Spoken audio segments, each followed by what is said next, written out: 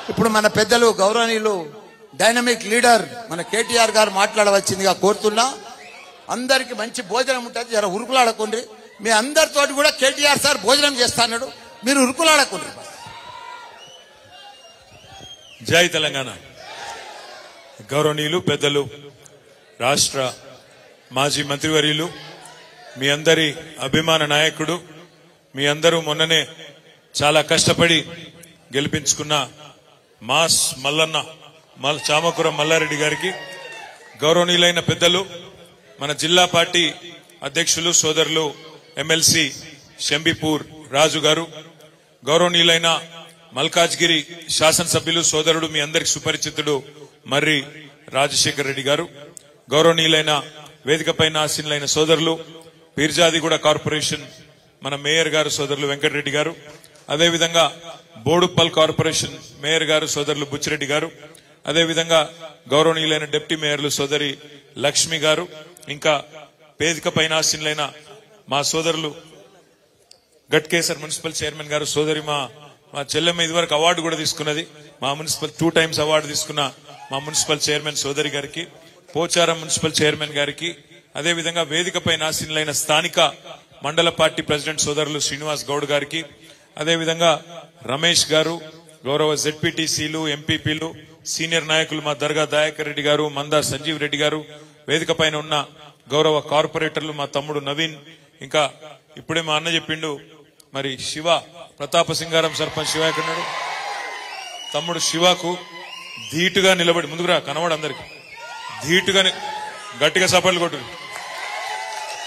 ధీటుగా నిలబడి అవతల వాళ్ళు ఎంత పెద్దవాళ్ళైనా పార్టీ పార్టీ అని చెప్పి గట్టిగా నిలబడి పోరాటం చేసిన మా తమ్ముడు శివాకి, సోదరుడు మీ అందరికీ ఆప్తుడు, ఇప్పటిదాకా చాలా బ్రహ్మాండంగా మాట్లాడిన డాక్టర్ చామకూర భద్రారెడ్డి గారు మా తమ్ముడికి, అదేవిధంగా ఈ రోజు ఈ కార్యక్రమంలో పాల్పంచుకుంటున్న మా అన్నదమ్ములకు, అక్కా చెల్లెలందరికీ, గట్కేసర్ మండలం గట్కేసర్ మున్సిపాలిటీ పరిధిలోని ప్రతి ఒక్కరికి, పాత్రికేయ మిత్రులకు పేరు పేరున అందరికి హృదయపూర్వకంగా నమస్కారం.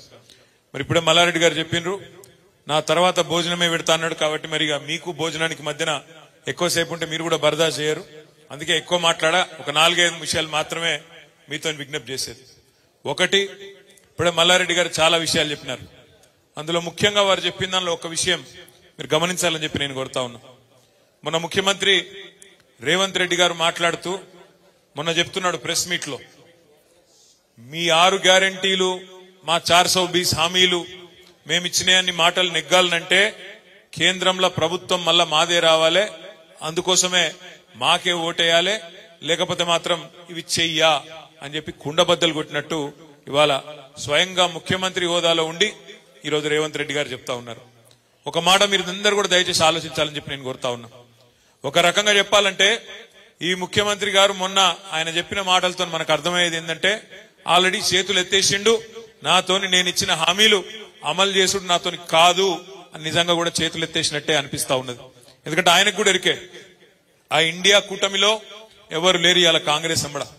మమతా బెనర్జీ గారు వెళ్ళిపోయినారు, నితీష్ కుమార్ వెళ్ళిపోయిండు, అఖిలేష్ యాదవ్ ఆయన దారి ఆయన చూసుకుంటున్నాడు, కేజ్రీవాల్ వెళ్ళిపోయిండు, కేరళలో సిపిఎం వాళ్ళు వెళ్ళిపోయినరు, అక్కడ ఒక్కడు రాహుల్ గాంధీ మాత్రమే మిగిలిండు. కాబట్టి వాళ్ళు వచ్చేది లేదు సచ్చేది లేదు. వాళ్ళు ఇప్పుడున్న పరిస్థితుల్లో గతంలో వచ్చిన 50 సీట్లు 55 సీట్లు కూడా తెచ్చుకునే పరిస్థితి కూడా లేదు.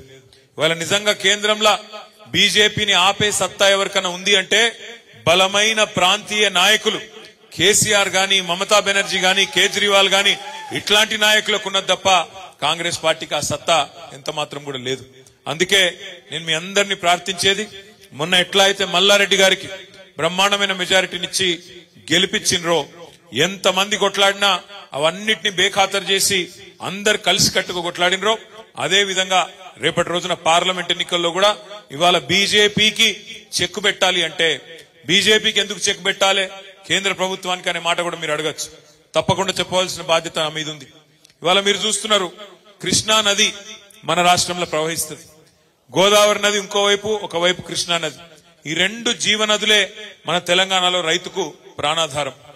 అట్లాంటి కృష్ణా నదిలో ఇప్పటి వరకు గత 10 ఏళ్లలో తెలంగాణ రాష్ట్రం ఏర్పడ్డాక ఆ కృష్ణా నదిలో మా వాటా ఎంత ఉమ్మడి ఆంధ్రప్రదేశ్ నుంచి ఏర్పడ్డ తర్వాత అలగైన తర్వాత మా వాటా ఎంత అంటే వాటానేమో తేల్చలేదు. మోడీ గారు 10 ఏళ్లలో కనీసం కృష్ణా జలాల్లో తెలంగాణ హక్కు ఎంత, వాటా ఎంత అని తేల్చే టైం ఆయనకు లేదు. లేకపోగా నిన్న రేవంత్ రెడ్డి గారు ఢిల్లీకి పోయి నిన్న వచ్చింది బయటికి వార్త, కేఆర్ఎంబి అని ఉంటది, కృష్ణా రివర్ మేనేజ్మెంట్ బోర్డు అని. మన వాటా తేల్చకుండానే, మన నీళ్లెంతో లెక్కలు చెప్పకుండానే ఇవాళ కృష్ణా రివర్ మేనేజ్మెంట్ బోర్డుకి ఆ కృష్ణా జలాలను అప్పజెప్పి రేపు ఏ ప్రాజెక్టు కట్టాలన్నా, అక్కడికి వెళ్ళి ఒక చుక్క నీరు తీసుకోవాలన్నా ఢిల్లీ ఓన్ చేతిలో మన జుట్టు పెట్టి ఇవాళ ఈ ముఖ్యమంత్రి గారు మన ప్రయోజనాలను, మన రాష్ట్ర ప్రయోజనాలను ఢిల్లీకి తాకట్టు పెట్టి వచ్చినాడు. ఎందుకుండాలే బీఆర్ఎస్, ఎందుకుండాలే గులాబీ జెండా పార్లమెంట్ లో అంటే ఇవాళ మీరు చూస్తున్నారు పార్లమెంట్ లో కేవలం ఒకే ఒక్క పార్టీ మాత్రమే అడుగుతున్నది, ఒకే ఒక్క పార్టీ మాత్రమే కృష్ణా జలాల్లో తెలంగాణ వాటా గురించి కొట్లాడుతున్నది. అది మన గులాబీ జెండా వేసుకున్న మన ఎంపీలే తప్ప ఇంకెవ్వరు కనీసం మాట్లాడతలేరు. కాంగ్రెస్ ఎంపీలు లేరు, బీజేపీ ఎంపీలేమో మాట్లాడే పరిస్థితి లేదు. అందుకే ఈ 2 జాతీయ పార్టీలను నిలదీయాలన్నా, కేంద్రంలో మన హక్కుల కోసం మాట్లాడేటోడు ఉండాలన్నా, అక్కడ నిలదీసేటోడు ఉండాలన్నా, ప్రశ్నించేటోడు ఉండాలన్నా, గల్లా బట్టి అడిగేటోడు ఉండాలన్నా, రాష్ట్రానికి కావాల్సిన తెచ్చేటోళ్ళు ఉండాలన్నా ఈ గులాబీ జెండా వల్ల అయితే తప్ప కాంగ్రెస్ పార్టీ వల్లనో బీజేపీ వల్లనో కాదు. రాజ్యాంగబద్ధంగా, చట్టబద్ధంగా మనకు రావాల్సిన ఇట్లా వస్తాయి. కానీ మనకు ఇంకా అదనంగా ఏమైనా రావాలి అంటే, గతంలో మల్లారెడ్డి గారు ఎంపీగా పనిచేసినారు, మంచిగా పనిచేసిండు, బ్రహ్మాండంగా ప్రశ్నలు అడిగిండు. ఆ తర్వాత ముఖ్యమంత్రి కేసీఆర్ గారు పిలిస్తే ఇక్కడికి వచ్చి ఎమ్మెల్యే అయిండు, తర్వాత మంత్రిగా మీ అందరికీ బ్రహ్మాండమైన సేవ చేసినాడు. ఇలా ఆయనతోని మేము ఇవ్వాలని కూడా పోటీ పడే పరిస్థితి లేదు మల్లారెడ్డి గారితో. ఎందుకంటే ఆయన మా అందరికంటే యువకుడు, ఉత్సాహవంతుడు, మా అందరికంటే ఎక్కువ ఉరుకులాడతాడు. ఆ ఉరుకులాటంతా మీకోసమే. ఎప్పుడు కలిసినా, ఎక్కడ కలిసినా గత 10 ఏళ్లలో మా మేడ్చల్ నియోజకవర్గం ఆ రోజు పార్లమెంట్ మెంబర్గా ఉన్నప్పుడు గాని, ఎమ్మెల్యేగా ఉన్నప్పుడు గాని, మా మేడ్చల్కి ఇది కావాలి, మా గట్కేసర్కి అది కావాలి, మా జవహర్ నగర్ కి ఇది కావాలి, మా బోడుప్పల్ కది, మా ఫిర్జాదిగూడకి ఇది, మా పోచారంకు ఎప్పుడు చూసినా 10 మున్సిపాలిటీలు, అదే విధంగా 61 గ్రామ పంచాయతీలు, వాటికి సంబంధించిన పనులు తప్ప మరి పూర్తి స్థాయిలో ప్రజల కోసమే సిన్సియర్ గా పనిచేసిన మల్లారెడ్డి గారు తప్ప వేరే ఎన్నడూ కూడా పని చేయలేదు. వాళ్ళ సొంత డబ్బులు పెట్టి 125 గుడులు కట్టించిన, దాదాపు 60-70 కోట్ల రూపాయలు ఖర్చు పెట్టి సీసీ రోడ్లు వేసినా ఆయన కమిట్మెంట్ కి ఇదంతా కూడా నిదర్శనం అనే మాట కూడా నేను మీకు విజ్ఞప్తి చేస్తా ఉన్నా. రేపటి రోజున కూడా మల్లారెడ్డి గారు గాని, రాజశేఖర రెడ్డి గాని, రాజు గాని, నేను గాని మీ అందరికి ఇచ్చే మాట ఒకటే, ఈ ప్రభుత్వం ఈ 420 హామీలిచ్చి, దొంగ హామీలిచ్చి, చేయలేమని తెలిసి కూడా హామీలిచ్చి ప్రజలను మోసం చేసి వాళ్ళ అధికారంలోకి వచ్చిన తర్వాత మమ్మల్ని పార్లమెంట్ లో అక్కడ 17 సీట్లు గెలిపిస్తేనే చేయగలుగుతాం, లేకపోతే చేయలేమని చేతులెత్తేసిన రేవంత్ రెడ్డి ప్రభుత్వానికి బుద్ధి చెప్పవలసిన బాధ్యత మన మీద ఉన్నది. ఇదే మాట ఎన్నికలకు ముందు చెప్తే ప్రజలు ఓట్లేస్తుండేనా ఆలోచించమని చెప్పి నేను కోరుతున్నా. ఎన్ని అబద్దాలు చెప్పిండ్రు, నోటికొచ్చిన మాటలు.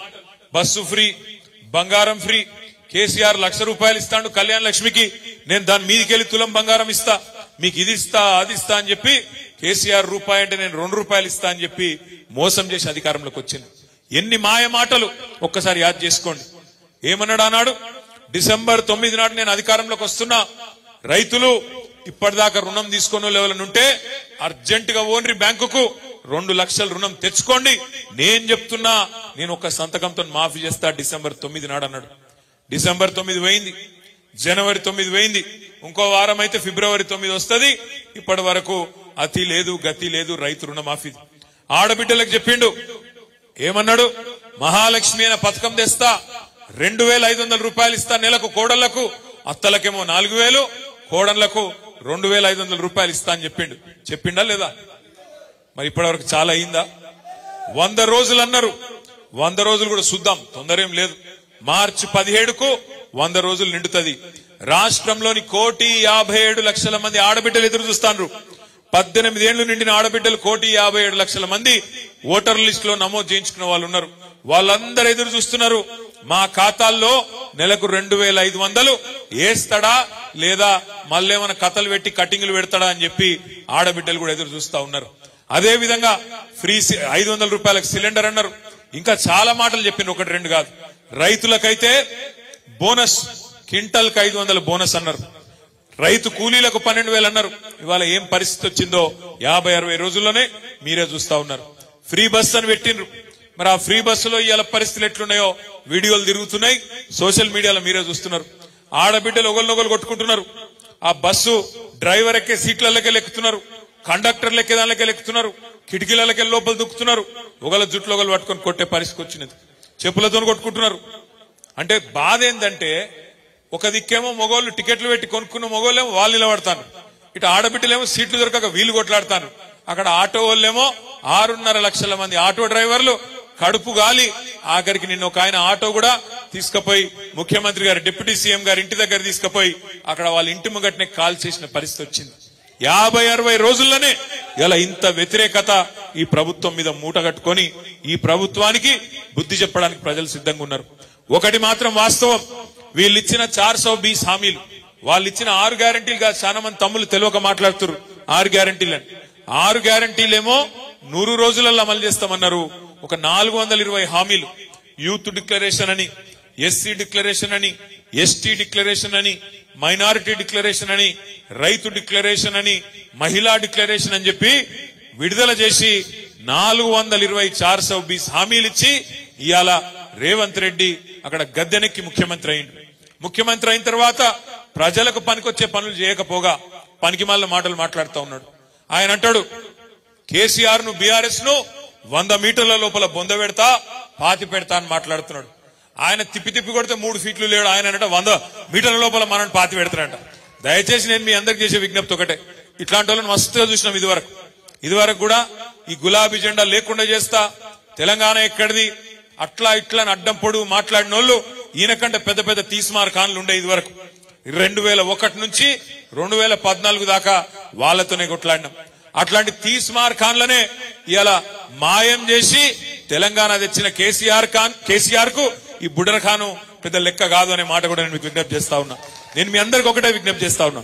ఇప్పుడు మల్లారెడ్డి గారు గొప్ప మాట చెప్పిండు, ఎవరికి ఏ కష్టం వచ్చినా నేనుంటా, అవసరమైతే ఎక్కడికి రమ్మంటే అక్కడికి వస్తాను. మల్లారెడ్డి గారు ఏ మాట అయితే చెప్పిండో మేడ్చల్లో, అదే రకంగా రాష్ట్రంలో ఏ కార్యకర్త మీద దొంగ కేసులు పెట్టినా, ఎవలను ఇబ్బంది పెట్టినా, ఇప్పుడు మా తమ్ముడు శివాని ఇబ్బంది పెట్టినట్టు ఎక్కడ ఎవరు ఇబ్బంది పెట్టినా, మొన్ననే చెప్పినా మళ్ళా చెప్తా ఉన్నా, 38 మంది ఎమ్మెల్యేలం, 27 మంది ఎమ్మెల్సీలం బస్ వేసుకొని వస్తాం. ఎవ్వలకు అన్యాయమైనా ఎవ్వలకు ఇబ్బంది అయినా మీకు అండగా నిలబడే బాధ్యత మాది. ఎందుకంటే ఈ పార్టీ ఏ ఒక్కల పార్టీయో కాదు. ఈ పార్టీ తెలంగాణ ప్రజల ఆస్తి, తెలంగాణ ప్రజల సొత్తు. ఇది తెలంగాణకెన్నటికైనా శ్రీరామ రక్ష ఈ గులాబీ జెండా. తెలంగాణ గురించి గొంతెత్తి మాట్లాడాలంటే అది గల్లీలో కావచ్చు, ఢిల్లీలో కావచ్చు, గులాబీ జెండా వేసుకున్నోనుకుండే ధైర్యం వేరే వాళ్ళకు ఉండదు అనే మాట కూడా నేను మీకు విజ్ఞప్తి చేస్తా ఉన్నా.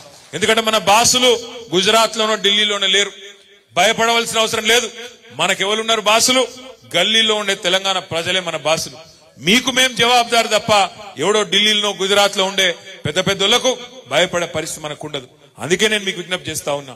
ఇవాళ అంటున్నారు కొంతమంది పార్లమెంట్ లా బీఆర్ఎస్ కి ఎందుకు ఓటేయాలంటున్నారు.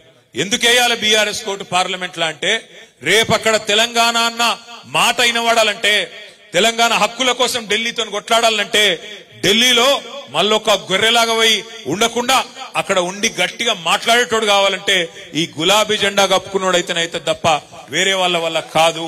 చూసినాం మనం. మీరు చూడండి, ఇవాళ 4 ఎంపీలు ఉన్నారు బీజేపీ వాళ్ళు మన రాష్ట్రం నుంచి, 3 ఎంపీలు ఉండే కాంగ్రెస్ వాళ్ళు మన రాష్ట్రం నుంచి. వాళ్ళందరూ కలిపి 7 కలిపి తెచ్చిందేందయ్యా మన రాష్ట్రానికి అంటే గుండు సున్నా.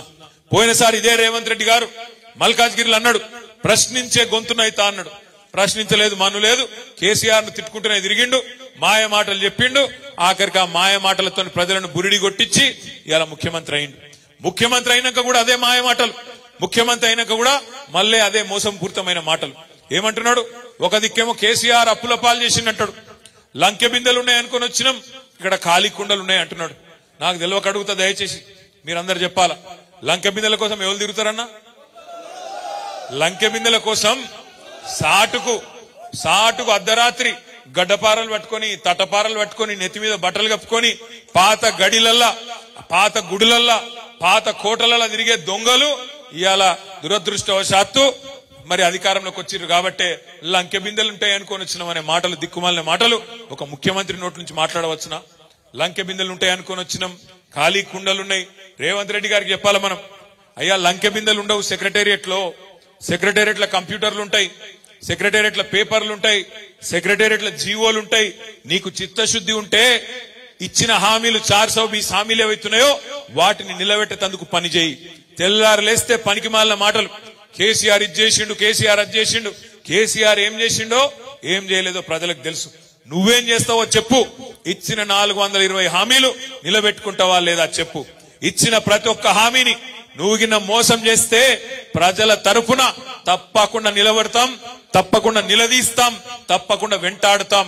మొన్న శాసనసభలో ఎట్లయితే అబద్దాలు చెప్పి తప్పించుకునే ప్రయత్నం చేస్తే అక్కడ మేమందరం నిలబడి గట్టిగా మాట్లాడినామో, రేపటి రోజున కూడా బడ్జెట్ సమావేశాల్లో కావచ్చు, తదుపరి కావచ్చు, ప్రజల తరపున ఎప్పటికప్పుడు మీకిచ్చిన ప్రతి హామీని నిలబెట్టేదాకా ఎంబడబడతాం. ఈ దివాలాకోరు మాటలు, మాకు ఓటేస్తేనే నిలబడతాం, మాకు ఓటేస్తేనే మన 420 గ్యారంటీలు అమలు చేస్తాం అనే మాట ఏదైతే ఉన్నదో, ఇది ఎలక్షన్ల ముందే చెప్పింటే ఆనాడే ప్రజలు నిన్ను జాడించి తంతుండే. ఇవాళ నువ్వు ఎన్ని మాయ మాటలు చెప్పినా, ఎన్ని దొంగ మాటలు చెప్పినా తప్పకుండా తెలంగాణ ప్రజలకు ఇప్పటికే అర్థమైంది. ఊర్లలో బాధపడుతున్నారు, అయ్యో కేసీఆర్ గారు ముఖ్యమంత్రి లేరు అంటే మాకు అర్థమైతే లేదు, కేసీఆర్ లేడా అట్లెట్లా జరిగిపోయి. మా చెల్లెలు ఇప్పుడు బాగా చెప్పింది లక్ష్మి, కొమ్మను ఎక్కడ కొమ్మమే దెబ్బ పడుతుంది అనుకున్నాం గానీ అసలు చెట్టే కింద పడిపోతుంది అనుకోలేదన్నా. అక్కడక్కడ తాత్కాలికంగా లోకల్ కోపాలతోని, లోకల్ ఇబ్బందులతో జరిగింది తప్ప వేరేది కాదు అన్న మాట చెప్పింది. భవిష్యత్తులో ఆ లోపం కూడా జరగకుండా చూసుకోవాలంటే మన గొంతు ఎప్పటికప్పుడు వినబడుతూనే ఉండాలి. రాబోయే రోజుల్లో ఏ ఎలక్షన్ వచ్చినా, కౌన్సిలర్ ఎలక్షన్ వచ్చినా, కార్పొరేటర్ ఎలక్షన్ వచ్చినా, ఎంపీటీసీ వచ్చినా, జెడ్పీటీసీ వచ్చినా, పార్లమెంట్ ఎన్నిక వచ్చినా మనందరం కూడా గట్టిగా నిలబడి గులాబీ జెండా కప్పుకున్న, అధికారికంగా గులాబీ జెండా కప్పుకున్న వాళ్ళకే ఓటేసి గెలిపించుకుంటేనే మన గొంతు ఉంటది, మన వాణి ఉంటది. తెలంగాణ ప్రజలకు శ్రీరామ రక్షలాగుండే కేసీఆర్ గారు ఉంటారు. కాబట్టి మీ అందరినీ ప్రార్థించేది, మళ్ళా నన్ను మంచి గెలిపించుకున్నారు, మంచి మాస్ లీడరు, మీ అందరికి ఎప్పుడు అండగా ఉండే నాయకుడు భవిష్యత్తులో కూడా ఉంటాడు.